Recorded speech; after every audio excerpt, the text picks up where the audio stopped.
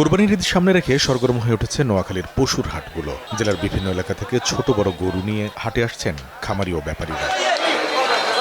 এবারের হাটে সবচেয়ে বেশি মাঝারি ও ছোট আকারের গরু নজরে পড়ছে। বিভিন্ন জেলা থেকে আসছেন ব্যাপারীরা, তবে গরুর দাম সাধ্যের বাইরে চলে যাওয়ার অভিযোগ করছেন ক্রেতারা। বলছেন ছোট আকারের গরু ৫০ থেকে ৮০,০০০ টাকা পর্যন্ত দাম চাওয়া হচ্ছে, আর ৩ মণ ওজনের গরুর দাম হাঁকা হচ্ছে ১,৩০,০০০ টাকা পর্যন্ত। দুইটা হলো যে আমরা ২,৩৬,০০০, একটা কিনছি 1,৫০০০ দিই। সামনে ঈদের বাজারে একটু গরুর দাম বেশি। ব্যাপারীরা গরু এখন ছাড়তেছে না, দাম একটু বেশি মনে হইতেছে। নোয়াখালী হাতিয়া বাজার থেকে কিনছি ১,৬৫,০০০ টাকা দিই। ৪০টা মতো নিছি।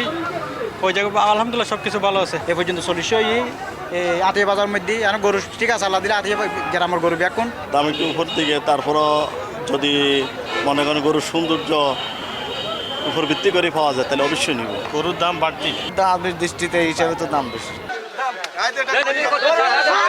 বিক্রেতারা বলছেন পশু বাড়লেও হাটে নেই প্রত্যাশা মতো ক্রেতা সমাগম। গরু কিনে আনছি বেচার জন্য বা বিক্রির জন্য, লাভের জন্য। থাকতে লাভ এখন তো অনেক কম মূল্য।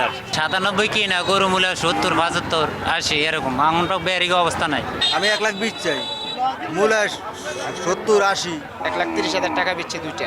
লাভ আছে তো ১,০০০-২,৩০০০ করে আছে এটা আর কি। যে আশা করছি আর কি ভালো দামে বিক্রি করতে পারবো, কিন্তু ওই আশা মানে পূরণ হয়নি। একটা ৭০,০০০ আর একটা হয়েছে ১,৬০,০০০। ৬টা গরু আনছি, ৪টা বেচছি। দুইটা বেচছি ১,১৫,০০০। অবস্থা ভালো না, অবস্থা গরু বাজার কম। ইজাদারের সাথে গোট প্রতি আমরা ৬০০ টাকা নিতেছি। জেলা প্রাণী সম্পদ কার্যালয় বলছে, নোয়াখালী জেলার হাতিয়া উপজেলার হাতিয়া বাজার গরুর হাট এবারও কোরবানির পশুর অন্যতম বাজার হিসেবে পরিচিতি পেয়েছে। বিদেশ থেকে বা আমাদের পার্শ্ববর্তী দেশগুলি থেকে যাতে গরু কুরবানি কোনোভাবে না আসে, এটা সরকারিভাবে পদক্ষেপ নেওয়া হচ্ছে। আর আমাদের নোয়াখালী থেকে এই ধরনের কোনো সুযোগ নেই যে তার বাইরে থেকে গরু আনবে। কুরবানির পশুর হাটগুলিতে আমাদের ভেটেরিনারি মেডিকেল টিম কাজ করবে।